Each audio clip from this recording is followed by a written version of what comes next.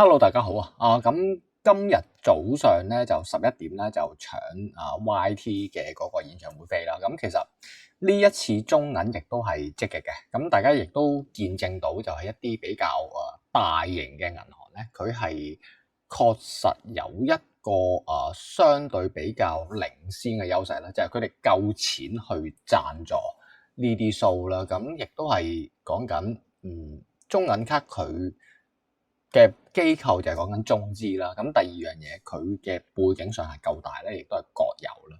咁呢一次亦都係比較爆嘅，就係10% 嘅 cashback。咁呢一個就係呢一場 show 最大嘅賣點啦，就你搶到張飛翻嚟，假設張飛1000蚊嘅，你呢一度已經係袋翻一嚿水，咁袋完之後咧就張飛炒唔炒得起就睇場 show 嘅熱度啦。咁 YT 亦都係一個比熱度幾夠嘅歌手嚟嘅，咁所以變咗佢嘅話咧就唔太擔心啦，係咯。咁再嚟咧就講翻係下一個部分啦，就係講緊今日早上啊，大家要分清楚，你有黐卡就可以搶啦今日。咁然之後就11點準時開始啦。如果你普通其他中銀咧，就要去到5月6號先至係有得搶啦。咁因為YT 都真心講係幾靚仔嘅，同埋都望落去好 young 係咯。再嚟啦，就係講緊YT 佢講緊呢一場演唱會嘅 show 啦。咁其實係幾多錢咧？就480、680到980啦。咁其實個票價嚟講，佢亦都唔係話貴嘅。咁其實變咗我哋嘅嗰個成本亦都唔會話特別高啦。咁呢個亦都係講緊正中咗我哋做到一個叫做風險係數有限嘅嘢啦。咁你1000幾百一張飛咁就算你個價唔得，就算輸都係一個有限數啦。咁第二何況真係佢有翻相對熱度嚟講，就唔會衍生好多太大嘅票嘅問題啦。咁同埋你買飛亦都係要注意，就要留意翻佢會唔會再加開啦。你加開呢一度亦都係一個風險嚟嘅，係啦。當個場次開多咗嘅話咧，變相如果你真係講緊要玩飛嚟套利咧，就會比較棘手啲。咁所以變咗我哋成場嘢都係要逐步咁樣睇住嚟去玩啦。咁好啦，去到最尾亦都想講啦，就係中銀嘅 credit card 啦。咁我係有中銀嘅信用卡嘅。咁個問題就係在於係已經雪藏咗好耐咧，因為個實際可用嘅價值喺我心目中就唔係話特別高啦。咁呢個係一個問題啦。咁同埋中銀呢一間嘅銀行，其實佢哋亦都係講緊比較特別嘅，就係啲額係好難玩到去到100萬嘅。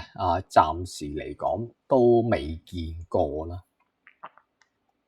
咁同埋佢中銀嚟講，佢係講緊特別多卡啦。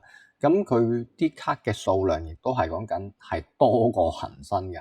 佢同埋中銀呢間銀行亦都係一間叫做共享類型嘅銀行啦。咁變咗共享類型，即係講緊你攞10張中銀卡，其實都係同一個額啦。因為我都比較少去講中銀嘅，亦都諗住趁呢一集節目同大家去講下佢中銀呢間有咩好，有咩唔好咧。咁其實佢好嘅地方就係佢好願意批卡俾任何人啦。咁因為佢批嘅額俾我哋亦都唔大，變咗佢唔會有一個叫做好大嘅嗰個心理壓力啦。咁呢個佢輸唔會輸得多嘅中銀呢間嘢。同埋第二樣嘢喺香港嚟計，用中銀卡嘅人嘅佔比亦都係好大啦。咁點解中銀有陣時佢有啲活動突然間佢會煞停咧？其實最主要嘅原因都係講緊太多人揸緊佢啲卡啦，咁就導致咗當你太多人攞啲卡嚟揾食咧，咁變咗佢就會係煞停嘅。呢個係好必然嘅嘢咧。咁亦都見得到其實版面上大家亦都見得到啦。佢其實佢所有嘅卡佢都好明確啦，咁亦都係講緊佢回贈嘅百分比亦都係高啦。咁同埋你攞佢啲分亦都係多啦。咁我曾經亦都試過中銀張卡嘅分係過咗期，因為少用啊，同埋我中銀嘅 e-banking 都好少落現入去啦，咁就唔係好為意。又試過睇到個戶口就發現咗，喂，突然之間啲分冇咗嘅，咁先至知道原來佢啲分係有個期限啦。